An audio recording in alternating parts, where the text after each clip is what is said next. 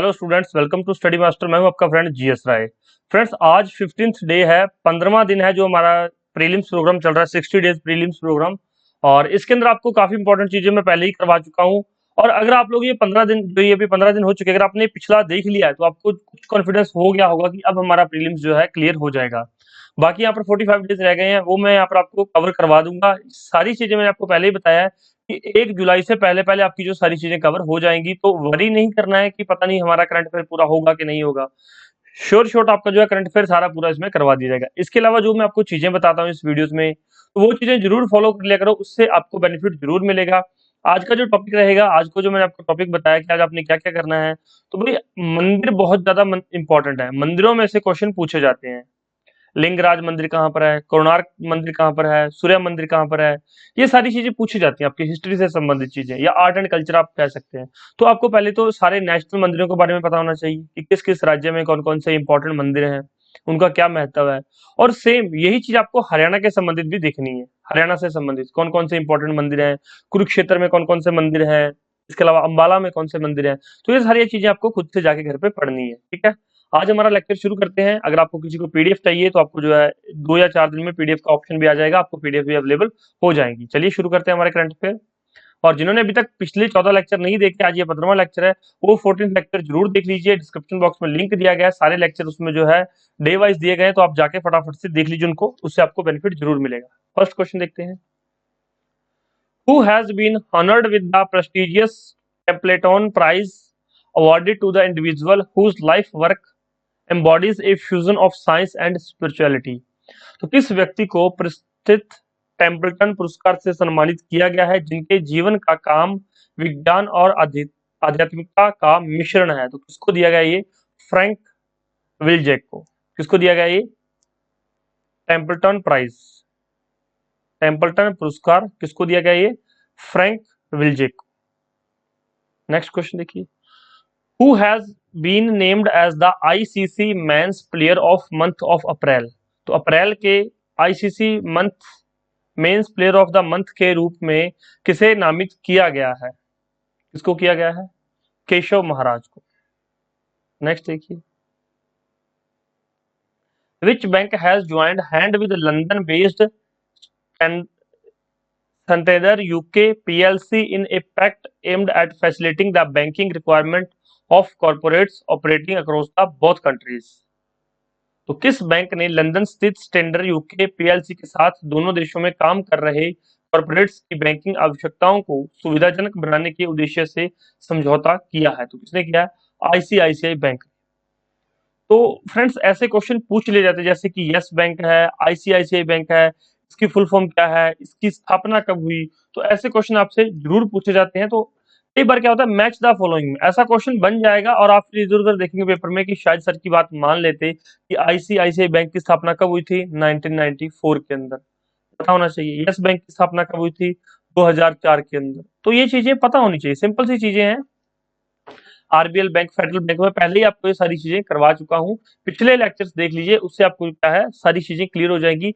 अब देखो, जैसे जैसे हम आगे बढ़ते जा रहे हैं तो आपका जो लेक्चर है और लंबा होता जाएगा। अगर मैं पीछे वाली सारी चीजें आपको रिवाइज करवाने लग जाऊं, एक एक चीज अगर मैं आपको करवाऊं, तो जो पहले करवाई हुई है वो मैं छोड़ रहा हूं, वो आप लोग पीछे वाले लेक्चर्स में खुद जाके रिवाइज कर लीजिए।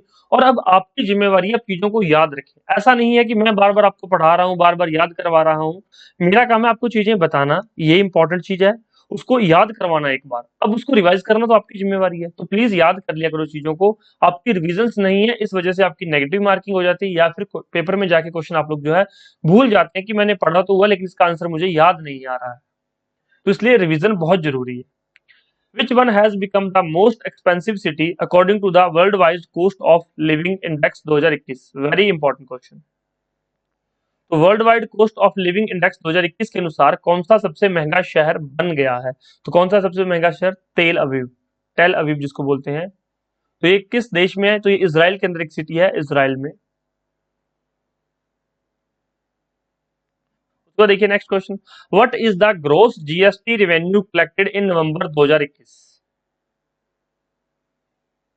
उसमें पूछा गया नवंबर 2021 में कुल जीएसटी राजस्व कितना एकत्रित किया गया। तो उसमें 1,31,526 करोड़ रुपए। अब मान लो ये क्वेश्चन नहीं पूछा जाएगा, उसमें एग्जाम पॉइंट ऑफ व्यू से इंपॉर्टेंट नहीं है, तो भाई जीएसटी किस संविधान संशोधन के तहत लागू हुआ, या जीएसटी से संबंधित आर्टिकल कौन सा है। अगर आपसे कोई आर्टिकल पूछ ले कि जीएसटी से संबंधित आर्टिकल कौन सा है, तो 279A। और संविधान संशोधन कौन सा है, आप लोग मुझे बताइए कमेंट करके, कितने नंबर का संविधान संशोधन है। तो इस तरह के क्वेश्चन पूछे जाते हैं।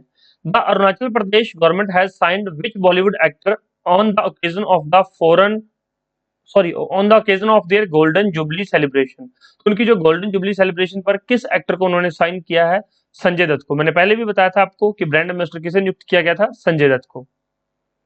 नेक्स्ट क्वेश्चन देखिए, वैष्णो देवी टेम्पल, ये टेम्पल आएगा, Vaishno Devi temple 12 people were killed, it is in which state UT. तो वैष्णो देवी भगदड़ में 12 लोगों की मौत होगी, या किस राज्य या केंद्र शासित प्रदेश में है। तो भाई वैष्णो देवी मंदिर कहां पर है, ये पूछा गया वहां पर। सिंपल सा क्वेश्चन, कहां पर है ये, जम्मू एंड कश्मीर के अंदर। वीडियो के स्टार्टिंग में, लेक्चर के स्टार्टिंग में मैंने आपको यही कहा था कि मंदिरों के बारे में जाके पढ़ लेना, इस तरह के क्वेश्चन बन सकते हैं। विच स्टेट गवर्नमेंट है Which state government set to a table bill to free Hindu temples? किस राज्य सरकार ने हिंदू मंदिरों को मुक्त करने का बिल पेश किया है। किस सरकार ने किया, कर्नाटका में। और कर्नाटका में बहुत सारे मंदिर हैं जो पेपर में पूछे जाते हैं, तो कर्नाटका के मंदिर जरूर जाकर आप लोग देख लेना। What is the theme of Global Family Day? वैश्विक परिवार दिवस की थीम क्या है, क्या है, पीसफुल डे, शांतिपूर्ण दिन। नेक्स्ट क्वेश्चन देखिए, name the director general of ITBP who has been given the additional charge of Sashastra Seema बल। मैंने आपको लास्ट लेक्चर में बताया था कि आईटीबीपी की स्थापना कब हुई थी, किस एक्ट के तहत ये काम करता है। एसएसबी की स्थापना कब हुई थी और ये किस एक्ट के तहत काम करता है। आज आप लोग मुझे कमेंट करके बताएंगे कि आईटीबीपी या एसएसबी की स्थापना कब हुई थी और ये किस एक्ट के तहत काम करते हैं। राइट आंसर क्या है, संजय अरोड़ा। पहले भी आपको बताया हुआ है। तो आप लोगों के लिए रिवीजन जरूरी है। मैं आपको चीजें पढ़ा रहा हूं, आप लोग पढ़ के चले जाते हैं, लेक्चर देख के आप लोग बस लेक्चर देखा, उसके बाद अपना काम किया, सारा दिन भूल गए कि सर ने क्या पढ़ाया था क्या नहीं पढ़ाया था। जो पढ़ाता हूं उसको थोड़ा सा चिंतन किया करो, याद किया करो, उसको रिवाइज किया करो चीजों को, ताकि चीजें आपको लंबे समय तक याद रहे। बार बार पेपर में क्वेश्चन वही आते हैं जो मैं बताता हूँ, लेकिन आप लोग भूल जाते हैं, गलतियां करते हैं, इस वजह से नेगेटिव मार्किंग की वजह से आप लोग कट ऑफ क्लियर नहीं कर पाते। अगर जितनी चीजें मैंने बताई हैं आपको आज तक, अभी देखो आज ये 15वें दिन का लेक्चर है, 15वां दिन है, 20 क्वेश्चन दिन में करवाए जा रहे हैं, तो बच्चों 300 क्वेश्चन है। 300 क्वेश्चन अगर मैं आपको टेस्ट के रूप में दे दूं तो आपके सिर्फ और सिर्फ 100 क्वेश्चन ही ठीक हो पाएंगे, 200 क्वेश्चन आपके गलत हो जाएंगे। क्यों, क्योंकि आपने रिवीजन नहीं किया है। रिवीजन नहीं करोगे तो फिर गलत हो जाएंगे। अगर आप 300 के 300 क्वेश्चन आप करो और 300 के 300 ठीक हो जाए तो ही फायदा है। अगर इस तरह से चीजें आपको याद रहने लग गई तो बहुत सारे क्वेश्चन ऐसे होते हैं जो आपको नहीं भी आते हुए फिर भी आप लोग जो ठीक कर पाएंगे। क्यों, क्योंकि कहीं ना कहीं कोई ना कोई लिंकेज जो क्वेश्चन में आपको मिल जाता है। Who has been become the second Indian to win world game athlete of the year 2021 award. तो वर्ल्ड गेम एथलीट ऑफ 2021 का पुरस्कार जीतने वाले दूसरे भारतीय कौन बन गए हैं। अगर आपने क्वेश्चन पढ़ा, मतलब कि आपने देखा हुआ सुनी है वीडियो, तो आप सही करेंगे, नहीं तो आप क्या लगा के आएंगे, नीरज चोपड़ा। लेकिन इसका आंसर नीरज चोपड़ा नहीं, इसका आंसर क्या है, पीआर श्रीजेश। अब एक और क्वेश्चन यहाँ पर बन जाता है कि पीआर श्रीजेश किस गेम से संबंधित है, तो भाई ये हॉकी से संबंधित है। ठीक है, अब दूसरी चीज, ये दूसरे भारतीय हैं, तो भाई पहले कौन थे, पहले भारतीय के बारे में पूछा जा सकता है। तो पहले भारतीय कौन थे, रानी रामपाल, जो कि वुमेन हॉकी टीम की कैप्टन रही हैं। रानी रामपाल वो पहले भारतीय हैं जो कि world games athlete of the year 2020 बनी थी। तो दोनों चीजें याद रहेंगी आपको। How many players are included in the final IPL 2022 player auction list. तो कितने प्लेयर थे फाइनल लिस्ट में, 590 प्लेयर। ऐसे क्वेश्चंस कई बार पूछ लिए जाते हैं क्योंकि आईपीएल से संबंधित बहुत सारी चीजें न्यूज़पेपर के अंदर आती रहती हैं। आपको पता है न्यूज़पेपर के अंदर स्पोर्ट्स का एक अलग से पेज होता है, तो आपको उस पेज में ज्यादा इंटरेस्ट नहीं लेना, लेकिन जो हेडलाइन बनती है, ये क्वेश्चन हेडलाइन में था तभी मैंने यहाँ पर आपको डाल दिया है, जो हेडलाइन बनती है उससे संबंधित क्वेश्चन एग्जामिनर उठा लेता है कई बार। How many sites in India are listed in the UNESCO tentative list of heritage sites? अब यहाँ पर जो है पूछा गया कि how many sites in India are listed, UNESCO की विरासत स्थलों की अस्थायी सूची में भारत में कितने स्थल सूचीबद्ध किए गए हैं। सिंपल सा क्वेश्चन है, 46, ये तो याद हो गया। अब इससे संबंधित और क्या क्वेश्चन पूछे जा सकते हैं? भाई यूनेस्को है क्या चीज, यूनेस्को काम क्या करता है? यूनेस्को की पहले तो फुल फॉर्म पता होनी चाहिए। United Nation educational scientific and cultural organization. United Nation educational scientific and cultural organization, simple सा है। ओके, अब ये किस किस फील्ड में काम करता है? क्वेश्चन ये भी पूछा जा सकता है यूनेस्को किस किस फील्ड में काम करता है? तो भाई एजुकेशन पहला फील्ड, दूसरा आर्ट्स, तीसरा साइंस, चौथा कल्चर। तो ये सभी फील्ड में काम करता है, पता होना चाहिए आपको, सिंपल सी चीज है। इसकी स्थापना कब हुई थी? 16 नवंबर 1945 को। और भाई सबसे एक इंपॉर्टेंट क्वेश्चन क्या पूछा जाता है, यूनेस्को, क्या भारत यूनेस्को का फाउंडर मेंबर है? जब यूनेस्को की स्थापना की गई थी, क्या उस समय भारत भी था इसमें शामिल? तो बिल्कुल, Bharat, India is a founder member of UNESCO. तो ये बिल्कुल ठीक कथन है, ये क्वेश्चन भी आपसे पूछा जाता है। हेडक्वार्टर कहाँ पर इसका? पेरिस में। पेरिस कहाँ है? फ्रांस के अंदर। इस तरह के छोटे मोटे क्वेश्चन जो है बन जाते हैं, जो आप क्या क्या करते हो, इग्नोर कर जाते हो कि पता नहीं, ऐसा क्वेश्चन पूछेगा एग्जामिनर, नहीं पूछेगा। और इस तरह के क्वेश्चन एग्जामिनर पूछ लेता है। और जिस बच्चे को ये क्वेश्चन आते हैं, वो थोड़ा से उसके क्या होता है, एक तो नेगेटिव मार्किंग, मान लो 2 नंबर का क्वेश्चन है, क्वेश्चन ठीक हो गया तो इसके यहाँ पर जो है क्या हो जाएंगे, 2 नंबर मिल जाएंगे। और अगर 0.50 नेगेटिव मार्किंग है या 0.66 नेगेटिव मार्किंग है, तो उससे वो बच जाएगा अगर ये 2 नंबर ठीक हो गए। और अगर मान लो ये क्वेश्चन गलत हो गया, 2 नंबर तो ये माइनस हुए ही हुए, और 0.66 नंबर और कट गए, तो -2.662 का नुकसान हो गया बच्चे को। तो इस तरह के क्वेश्चन जरूर रिवाइज करके जाओ। बार बार बता रहा हूँ सारी चीजें, 60 दिन का प्रोग्राम है, फॉलो कर लो। श्योरिटी से आपको जो है आराम से क्वेश्चन, इसमें से 60 से 70 क्वेश्चन ऐसे होंगे जो इन वीडियोस में आपने डिस्कस किए होंगे, सुने होंगे। Which country has topped Knight Frank the wealth report 2022 list for the most number of billionaire population globally? तो विश्व स्तर पर सबसे अधिक अरबपतियों की आबादी के लिए नाइट फ्रैंक की द वेल्थ रिपोर्ट, तो वेल्थ रिपोर्ट किसके द्वारा आएगी? नाइट फ्रैंक के द्वारा। 2022 सूची में कौन सा देश शीर्ष पर रहा है? तो टॉप किसने किया है? संयुक्त राज्य अमेरिका ने। अब अमेरिका के प्रेसिडेंट का नाम बता दो भाई, बहुत हो गया, बहुत बार आपने ये न्यूज़पेपर में पढ़ना है, मैंने भी आपको बताया है। तो अमेरिका के प्रेसिडेंट का नाम क्या है? The 19th edition of the India US MCG meeting has been held at which place? अब यहाँ पर यूएस एमसीजी क्या है? India US military corporation meeting, military corporation meeting, military corporation meeting India और यूएसए की है। 19वां एडिशन इसका हुआ है। पहले तो ये याद रखना कि इंडिया यूएसए की मिलिट्री कॉर्पोरेशन मीटिंग है, 19वां एडिशन है। और इसका जो है कहाँ पर करवाया गया, इसको किस जगह पे ये आयोजित किया गया है? सिंपल सा क्वेश्चन है, इंपॉर्टेंट क्वेश्चन। तो कहाँ पर किया गया? आगरा के अंदर। आगरा कहाँ पर है? उत्तर प्रदेश। नेक्स्ट क्वेश्चन देखिए, how many years of diplomatic relations have been completed between India and Belgium? तो भारत और बेल्जियम में कितने सालों के राजनीतिक संबंध के कितने वर्ष पूरे हो चुके हैं? तो कितने वर्ष हो चुके हैं? 75 साल। आजादी को भी 75 साल होने वाले हैं, आजाद हुए भारत को।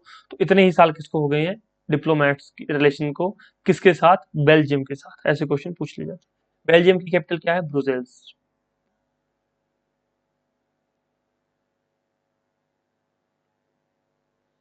Which institution released the State of World Population Report? Which institution released the State of World Population Report?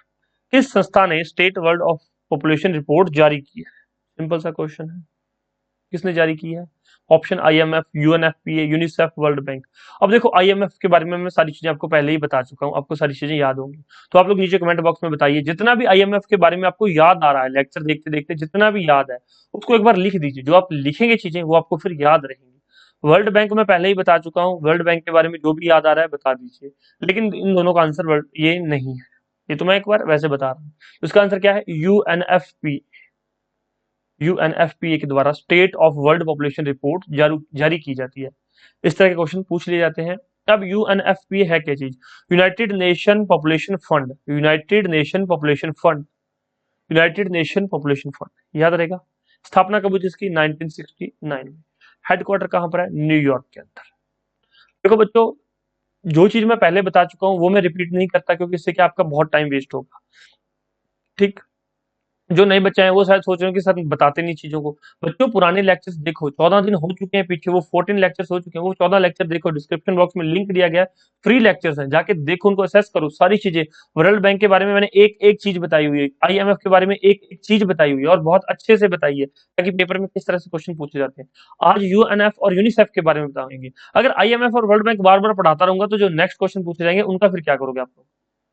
तो यूएनएफपीए समझ आ गया, 1969 में, हेडक्वार्टर न्यूयॉर्क के अंदर है। अब इसका काम क्या है, यूनाइटेड नेशन पॉपुलेशन फंड, ठीक है। तो अब दूसरा क्या है, यूनिसेफ। अब यूनिसेफ क्या है, UNICEF, United Nation International Children Emergency Fund, इसका नाम क्या है, United Nation International Children's Emergency Fund. और अब इसका नाम जो है बदल दिया गया, अब इसका नाम क्या रखा गया है, यूनाइटेड नेशन चिल्ड्रंस फंड,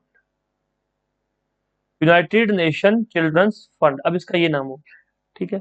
ये भी क्वेश्चन पूछ सकते हैं कि अब ये किस संस्था का नाम बदल करके नया नाम क्या कर दिया गया, या फिर यूनिसेफ का नया नाम क्या है, यूनाइटेड नेशन चिल्ड्रंस फंड। पहले क्या था, United Nation International Children Emergency fund. समझ आया आपको, नोट कर लेना, चीजें याद रहेंगी। स्थापना कब हुई थी, 1946 के अंदर। हेडक्वार्टर कहाँ है, न्यूयॉर्क के अंदर। याद रहेगा आपको, सिंपल सी चीजें थी। आई होप आपको चीजें समझ आ रही हैं और आप याद भी रखेंगे।